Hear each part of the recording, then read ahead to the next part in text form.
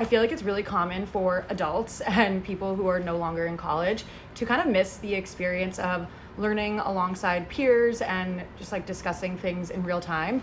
I definitely did, and that's kind of how the idea for discourse dinner was born. And it made me really happy to see so many people interested in the nuclear dinner that I had with my boyfriend last week. So I wanted to share a little bit more about how it came to be and give some tips on how you can kind of host your own. It's not anything new, but it's just a more structured opportunity to learn something new, to educate yourself on a topic that you've been hearing a lot about, but like never really did the research on.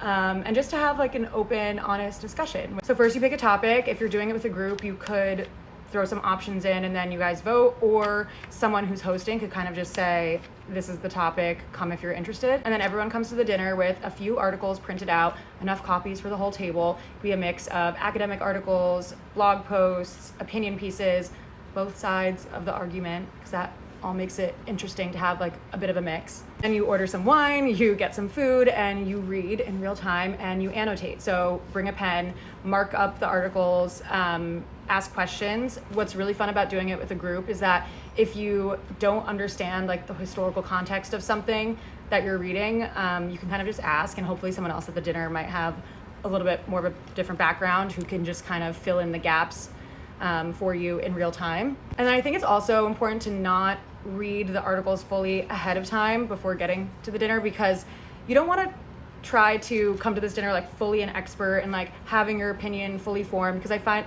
that you might miss out on the like gut reactions that could spark conversation, or you don't need to come an expert, you don't need to prepare. So that's the beauty of it too. You learn more with your friends. It's also just really fun to have things physically printed. I find that I spend so much time on my phone and on my computer, and like this is just easier on the eyes.